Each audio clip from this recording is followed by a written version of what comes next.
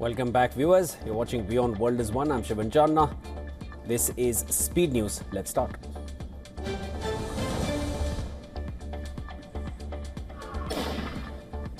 Police have alleged that two men accused of carrying out last week's deadly mass shooting at Bondi Beach in Australia trained for the attack in the Australian countryside, and this is according to court documents released on Monday.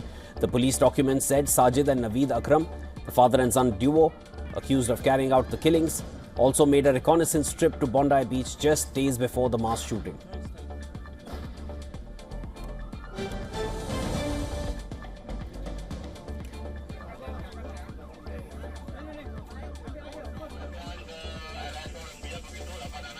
A coach bus slammed into a barrier on an Indonesian highway in the wee hours, flipping over in an accident that killed at least 16 people. The bus was headed from the capital Jakarta to Yogyakarta.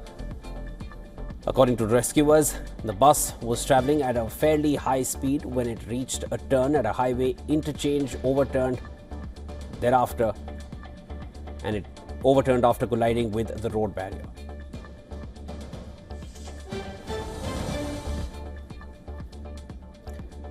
A Dhaka court on Sunday issued a travel ban on Faisal Karim Masood, the prime accused in the case filed over the killing of Inqilab Manch spokesperson Sharif Osman Hadi.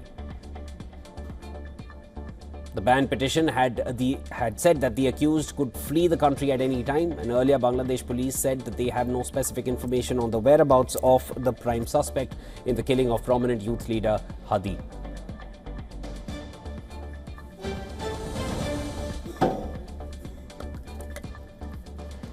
Following last week's violence in Bangladesh, ousted Prime Minister Sheikh Hasina has sounded alarm over violence and radicalization in the country. Taking on the interim government, Hasina said that the current disorder in the country will destabilize Dhaka's relations with other nations. In an email interview with news agency ANI, Hasina pointed to the rise of radical Islamist forces in Bangladesh and slammed the Yunus government for lifting the ban on Jamaat-e-Islami.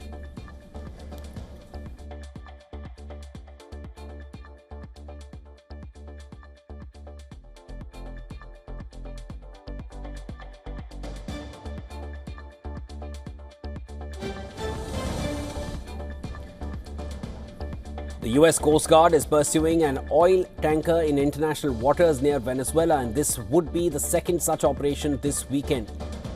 This would be the second such operation over the past weekend, and the third in less than 2 weeks if successful. A US official confirmed the US Coast Guard pursued an oil tanker in international waters near Venezuela, and British maritime risk management group Vanguard, along with a US maritime security source which identified the vessel as Bella 1. The vessel tracking data showed the most recent location of the tanker at the Caribbean Sea on the 17th of December.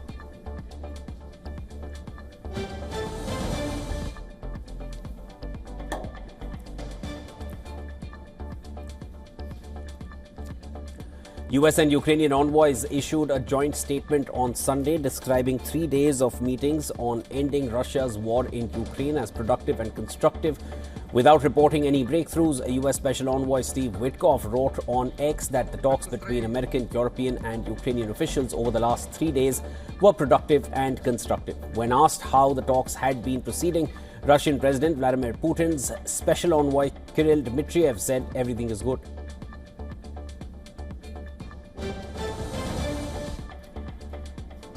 A photo of Donald Trump that had been removed from the cache of Jeffrey Epstein files released by the Department of Justice was restored on Sunday. It was posted, then it was removed, now it has been restored. The photo showing a desk with an open drawer containing a photo of Trump with various women was flagged by the Southern District. It was flagged by the Southern District of New York for review to protect potential victims. The Justice Department said on social media that after the review, it was determined there is no evidence that any Epstein victims are depicted in the photograph, and it has been reposted without any alteration or redaction.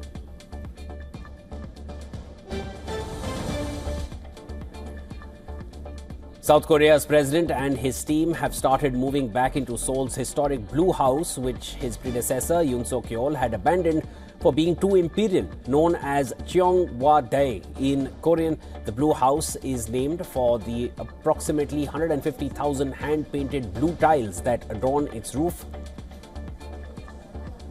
and has long been synonymous with the South Korean presidency.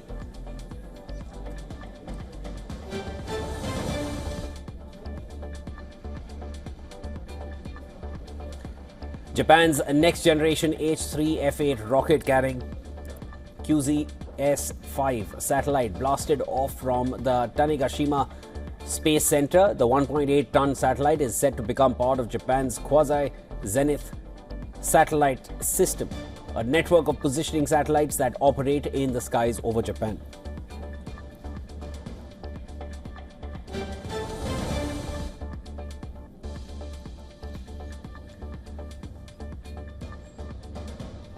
U.S. military assets were seen operating in Puerto Rico on Sunday as Washington's build-up in the Caribbean continues, with a U.S. Navy replenishment oiler stationed at port and a military aircraft active at airport in Ponce. The U.S. Navy replenishment oiler USNS Kanawha was docked at the port of the Americas on Puerto Rico's southern coast, with Navy personnel visible aboard the vessel. Russian President Putin announced a new trade deal between the Eurasian Economic Union and Indonesia as he chaired a meeting of the group in St. Petersburg. Established in 2014, the bloc includes Belarus, Kazakhstan and Kyrgyzstan, along with Russia and Armenia, and encourages the free movement of goods and services. The family of Families of released hostages and Israelis, they lit the 8th candle of Hanukkah in Hostage Square, Tel Aviv. The family of Rangvili and Israelis called for the return of Rangvili's remains. He's the last remaining of the hostages whose bodies have not been returned to Israel. Of the 251 people taken hostage during Hamas' unprecedented October 7, 2023 attack, all have been handed over except for the remains of Gvili.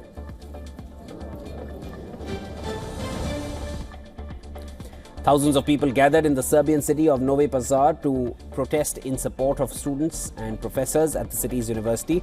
Demonstrators said dozens of professors have lost jobs and some students were not able to enroll at the university after taking part in nationwide protests over the past year against the government.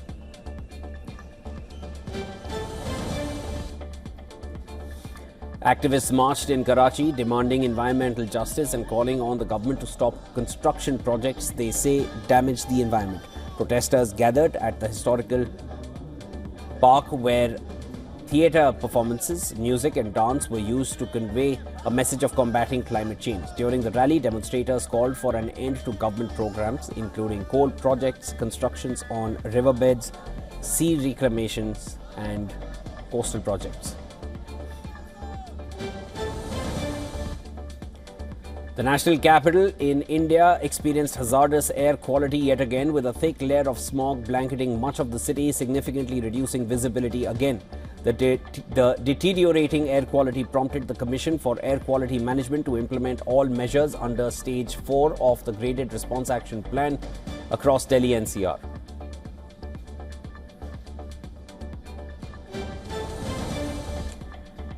Palestinians in Gaza are slowly bringing back Christmas celebrations after more than 2 years of war. The Holy Family Church in Gaza City gathered this week to decorate the church. The ceasefire agreement backed by Donald Trump took effect between Israel and Hamas in October. The Gaza peace plan will enter into the second phase after the Islamic group hands over the body of the last remaining deceased hostage.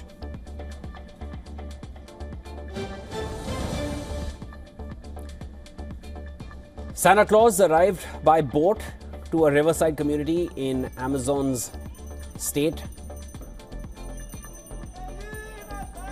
spreading holiday cheer among parents and children. Dressed as Santa, Jorge Alberto distributed gifts in an annual act of solidarity during the Christmas season. The initiative, operational since 1998, aims to bring Christmas cheer to secluded riverside communities.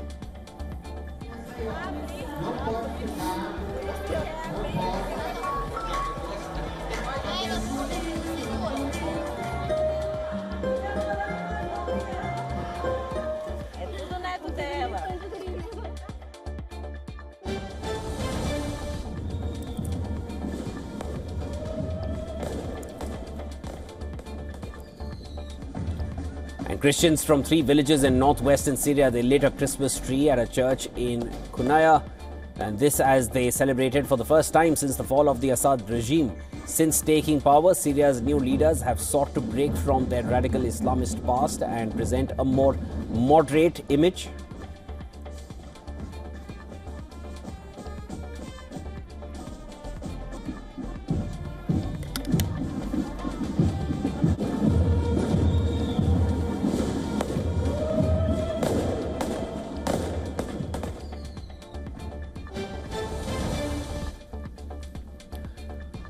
Switzerland may consider tougher steps to protect children from social media risks, including a possible ban for young users. Interior Minister Elizabeth Schneider said Switzerland should study measures similar to Australia's ban on social media for under 16s.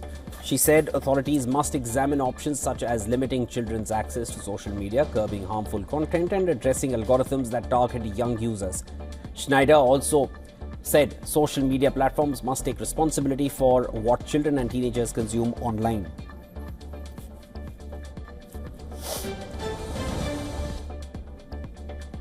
OpenAI CEO Sam Altman says the next big breakthrough in artificial intelligence will come from memory, not improved reasoning. Speaking on a podcast, Altman said current AI systems are strong at reasoning tasks but lack long-term recall. He said future AI could store and learn from a user's data across their timeline, enabling deeply personalized digital assistants. He indicated that OpenAI is working towards this goal, with more advanced AI assistants possibly emerging by 2026.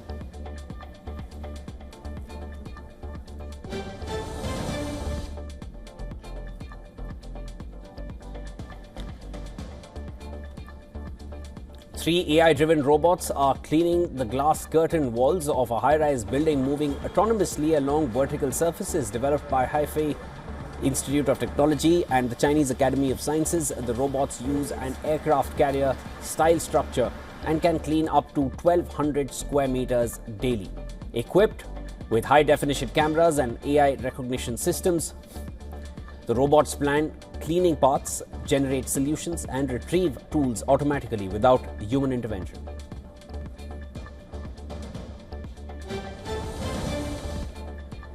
Asian share markets climbed on Monday, tracking tech-led gains on Wall Street as thin holiday trading pushed risk appetite higher. Investors are awaiting delayed US data expected to show strong third-quarter growth of about 3.2%.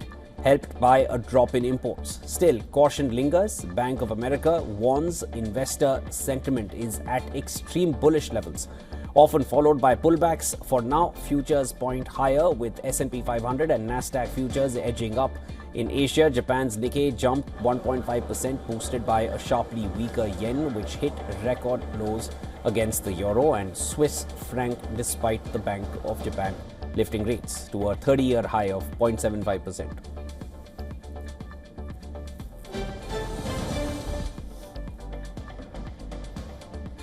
Oil prices climbed in early Asian trade after the US intercepted a Venezuelan oil tanker from over the weekend. Escalating enforcement of sanctions, crude rose about 0.7% above $60 a barrel. The US Coast Guard is also pursuing another tanker near Venezuelan waters, marking a third operation in under 2 weeks. Geopolitical risks are offsetting concerns about global oversupply, even as hopes fade for a near-term peace deal between Russia and Ukraine.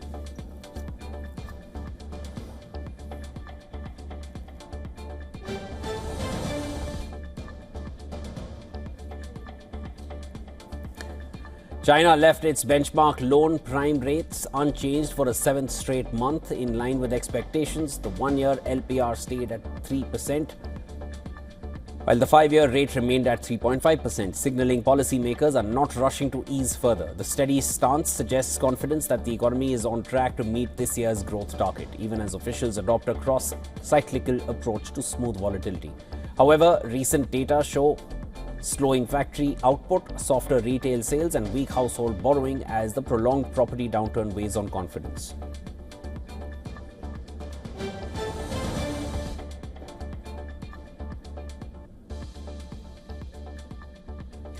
The yen remained near a record low against the euro on Monday after the Bank of Japan's cautious stance following a rate hike on Friday. Governor Kazuo Ueda raised the policy rate to 0.75%, a 30-year high, but his cautious comments on future hikes disappointed markets, sending the yen down 1.3% versus the euro and 1.4% against the US dollar. Japan's top currency diplomat warned about sharp exchange rate moves, but this had little immediate impact. Meanwhile, Japan's government bond yields surged as investors sold off bonds, expecting more tightening. The Aussie also strengthened as rate differentials with Japan widened.